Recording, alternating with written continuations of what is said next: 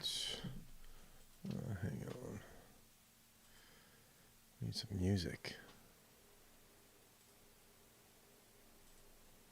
There we go. That should be all right. I think audio's all good. Okay, streaming.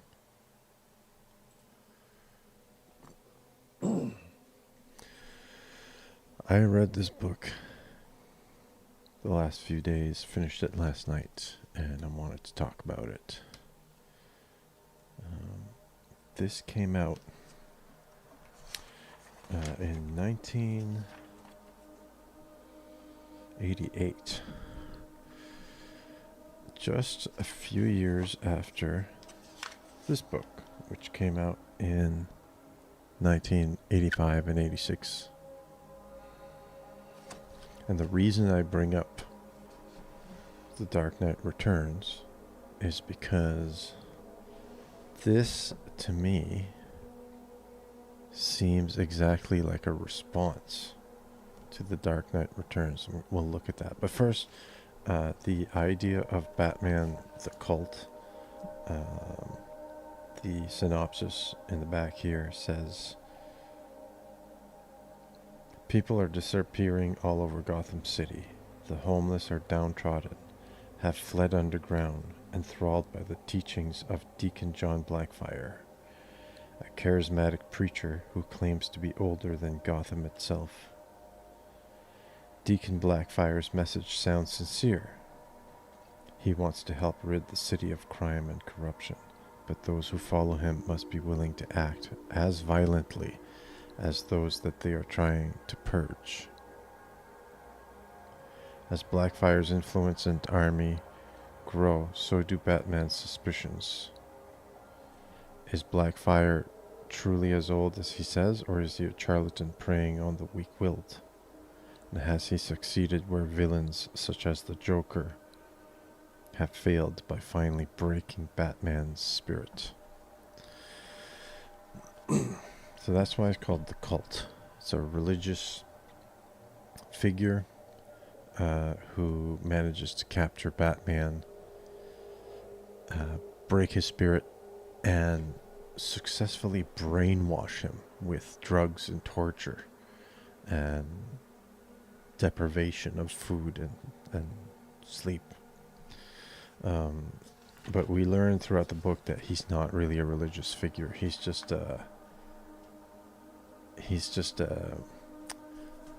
like he drapes himself in the trappings of Christianity to kind of trick people, right? And it's interesting in that he really does break Batman psychologically, and Batman does come to doubt himself very fundamentally. So that's the story. That's the story. It's the story of Batman breaking and coming back. The story itself, I was mixed on it. Partly because the book opens on this essay that's sort of an anti, like a screed against the political enemies of this writer, I guess, or the perceived enemies. It talks a lot about censorship, and he's basically saying the Christian right is censoring. Excuse me. Is censoring, and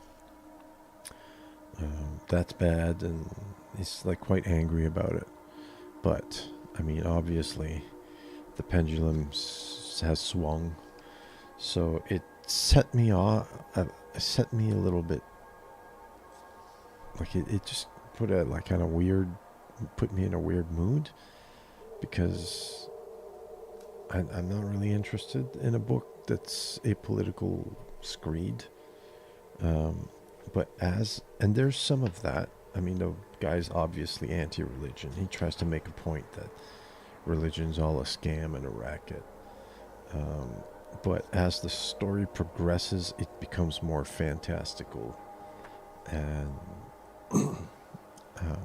you can see that this man is actually not a religious man at all. He has no morality or anything like that. He's just an evil, demonic kind of figure. The main reason that I did like this book was the artwork. Now, Bernie Wrightson doesn't usually write this way. Doesn't usually draw this way. And I have an example, and I forgot to bring it. I'm going to go get it, and I'll be right back.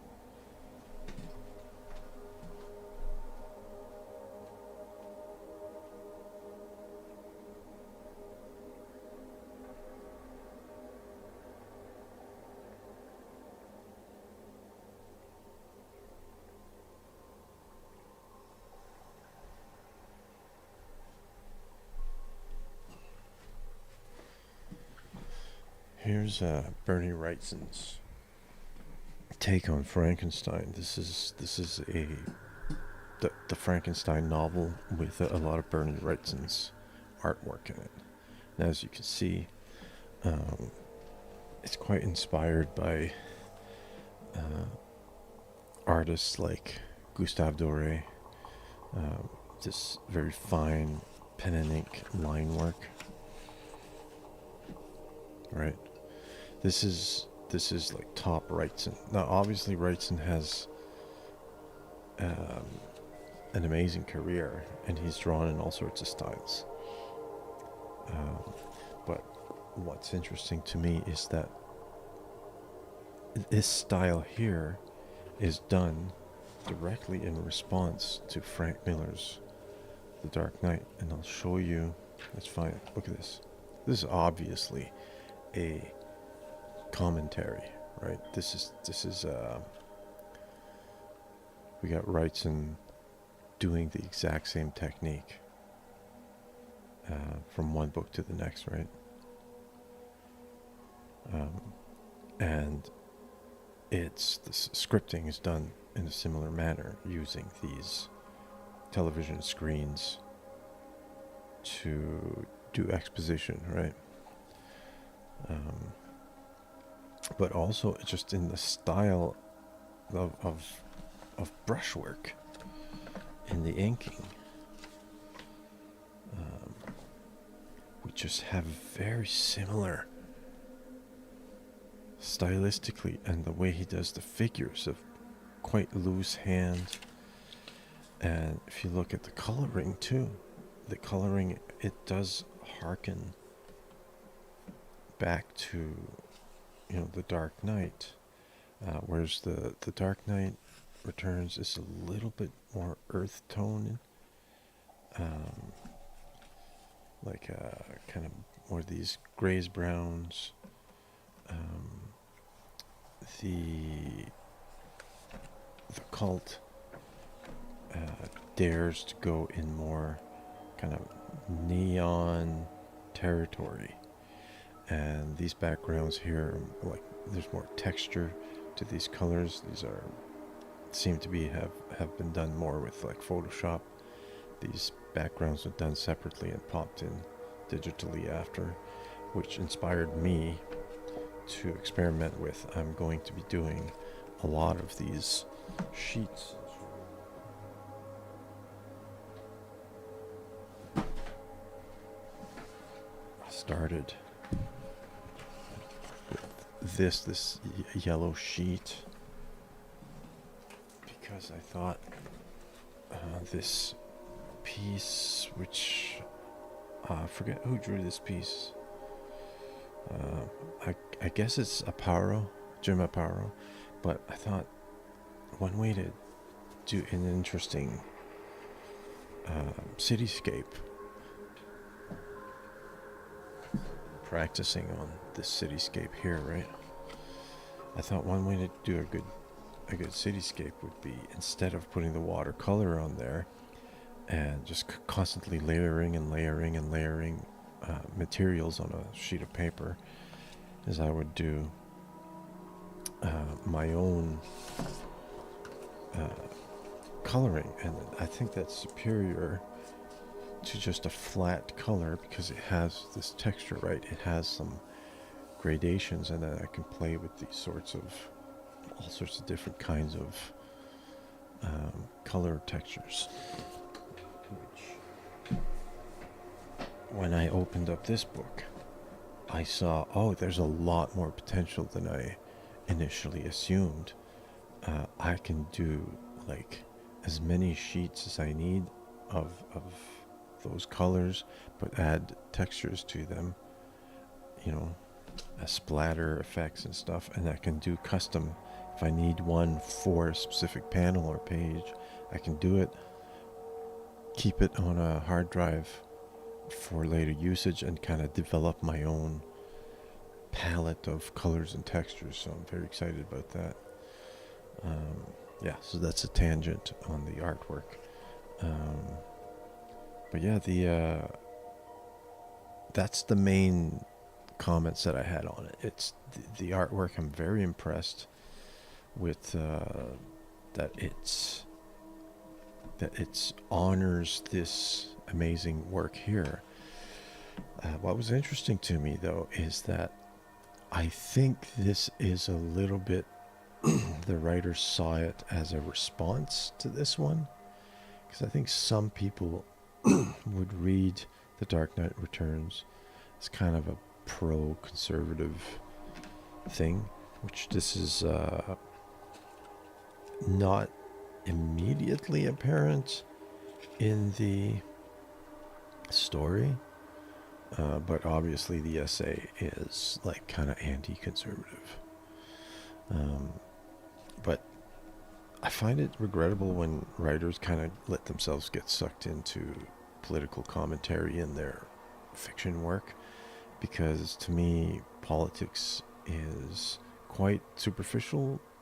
It's too shallow a topic for fiction. Fiction has the ability to go a lot deeper and explore like more universal themes, more like metaphysical themes about morality and you know, like just more cosmic themes and more eternal themes. Where politics is quite ephemeral, right? It's things come and go, and this party kind of transmogrifies into another, into its opposite party, right? So I don't know. I just found that was the regrettable part of this otherwise quite amazing book, right? It's a wild trip. It starts wild and it gets wilder, and it's got some amazing scenes. It does include Robin helping out Batman. Commissioner Gordon gets in a bad way. Robin does similar to how Robin in this book helps kind of inspire Batman with some hope.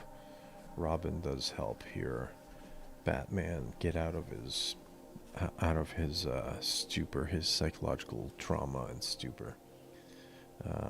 Great horror scenes here, excellently colored. Highly recommend this book, Batman, the Cult. When I first started reading it, I was kind of rolling my eyes, and I thought, oh, it's going to be one of those books where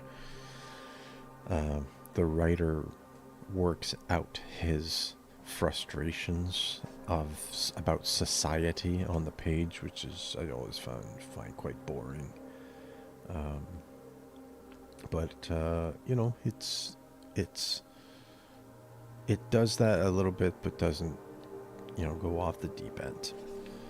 So like this cityscapes, definitely, like I need some to do some practice doing these cityscapes this way, with a mixture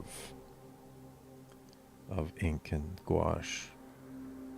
Yeah, amazing display of competence and skill here, especially on the art front. Did you read this book? Did you like it? What do you think?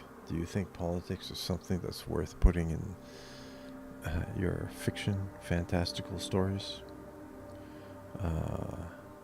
I'll see you in the comments. And thanks for watching. See you next time. Bye.